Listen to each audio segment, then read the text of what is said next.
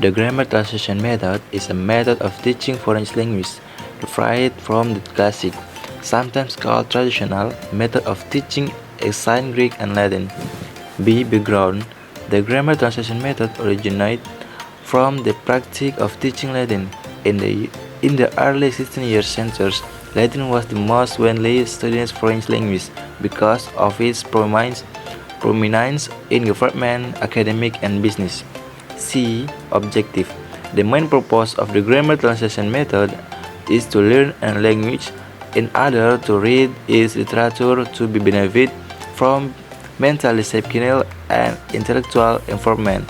As far as skills are concerned, reading and writing skills are more focused than listening and speaking. D. Principle. A fundamental purpose of teaching the target language through the grammar translation method is to be able to read literature right in the target language. The purpose can be reached by learning about the grammar rules and vocabulary of the target language. E. Technique. The teaching technique in grammar translation method are as follows. The first one, translation. Translating target language visual or literary passage to native language. The second, reading comprehension. Finding information in a passage, making inference and relation to personal experience. Example of grammar translation method. Some ideas in teaching with the goals and characteristics of this method. The following activities can be done in the classroom. Number 1. Ask the student to take 5 vocabulary words from their favorite song and then translate it in English. Number 2. In teaching a particular lesson in grammar, ask the student to memorize the rules and they should give their own sentences as a sample. Number 3. Ask the student to take down the conversation of their friends in their native language and then translate it in English. Number 4. Ask the student to write 10 verbs from the article assigned to them, and then they should give the synonyms and antonyms. Number 5. Ask students to memorize at least 5 words per day in English and give their native language equivalent.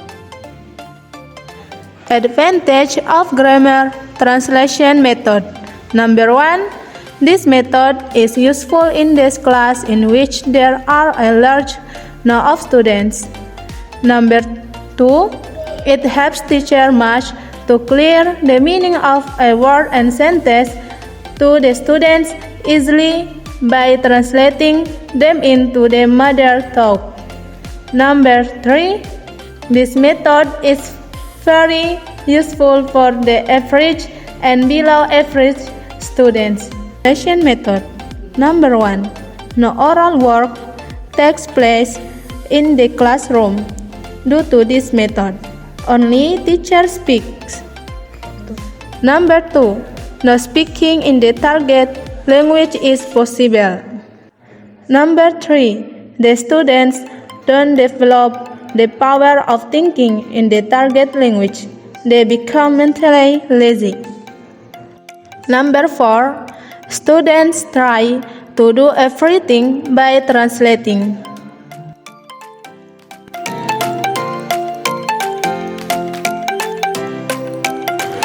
The direct method is also known as the natural method.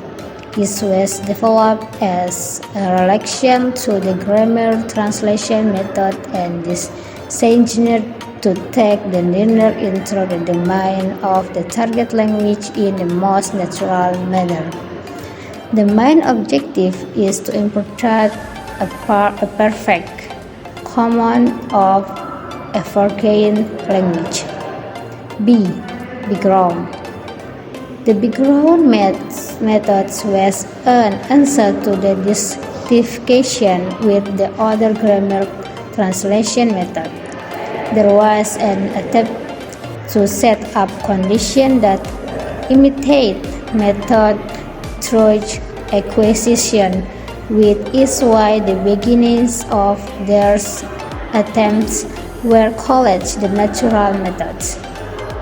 At the turn of the 18th and 19th countries, Saufer and Rankin proposed that language teaching should be undertaken within the target language system, which was the first stimulus for the rise of the direct method.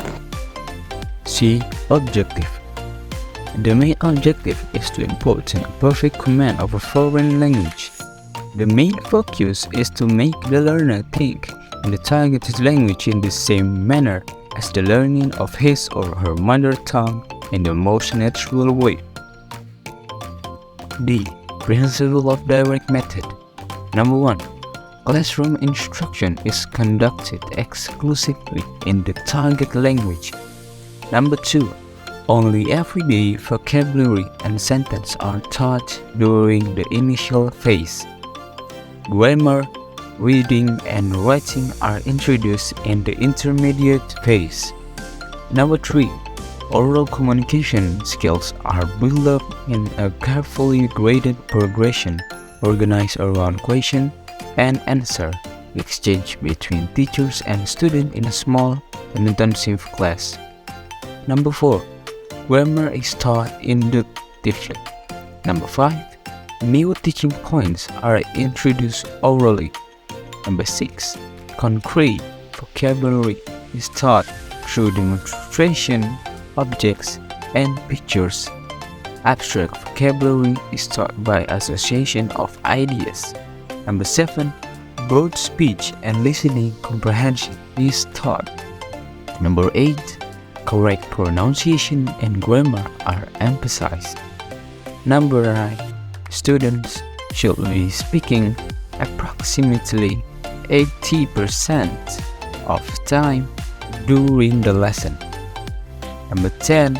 Students are taught from inception to ask questions as well as answer them. E. Technique of direct method. Number 1. Question and answer exercise. The teacher asks question and you type and student answers. Number 2. Dictation. The teacher chooses a grade appropriate passage and reads it aloud. Number 3. Reading aloud. So the student take turns reading section of passage, play or dialect aloud. Number 4. Student self-correction. When a student make a mistake, the teacher offers him or her a second chance by giving a choice. Number 5. Conversation practice. The students are given an opportunity to ask their own questions to the other student or the teacher. This enables both the teacher and the learner interaction as well as the learner-learner interaction. Number 6. Paragraph writing. The students are asked to write a passage in their own words. In general usage, the term direct interaction refers to, for example, presenting a video or film to students could be considered a form of direct interaction, even though the teacher is not actively interaction studies. The content and presentation of material was determined by the teacher. Method 1. The focus in oral practice, therefore the pronunciation improves. 2. In teaching vocabulary such as word, idioms, this method is good. 3.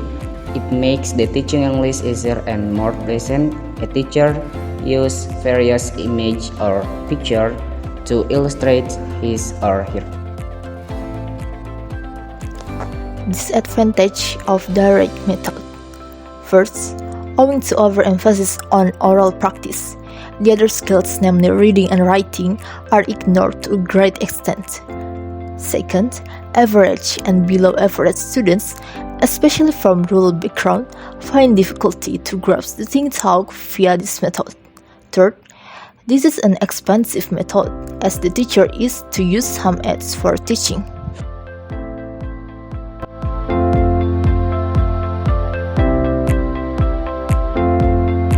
Definition of audio-lingual method. The audio-lingual method is a method of foreign language teaching which emphasizes the teaching of listening and speaking before reading and writing. It uses dialogue as the main form of language presentation and drills as the main training. Teaching's mother tongue is discouraged in the classroom. Audio-lingual background. So in the 1960s, audio-lingual method or audiolingualism grew out of foreign language teaching approaches developed during World War II at the University of Michigan in order to rapidly develop effective oral skill in foreign languages for military personnel. The objective of audiolingual method. It aims to improve student speaking achievement. Language items are presented to students in spoken form without reference to mother tongue so that they can learn language skills effectively. So here is the principle of audiolingual method by Bushra. Describe the principle of the audiolingual method as follows. Number 1, instructions are given in the target language. Number 2, language forms occur within a context. Number 3, student native language interferes a little as possible with the student's attempts to acquire the target language. Number 4, teaching is directed to provide students with a native speaker-like model. Number 5, analogy provides a better foundation for language learning than analysis. Techniques of the audio-lingual method. Larson provides expanded descriptions of some common or typical techniques closely associated with the audio-lingual method. The listing here are as follows. 1. Dialogue memorization. Students memorize an opening dialogue using mimicry and applied role-playing. 2. Backward build-up. Teacher breaks a line into several parts. Students repeat each part starting at the end of the sentence and expanding backward through the sentence, adding each part in sequence. 3. Repetition drill. Students repeat teacher's model as quickly and accurately as possible. 4. Chain drill. Students ask and answer each other one by one in a circular chain around the classroom. Single slot substitution drill. Teacher states a line from the dialogue and then use a word or phrase as a cue that students, when repeating the line, must substitute into the sentence in the correct place. An example of the audiolingual method in action. A traditional audiolingual lesson might go like this.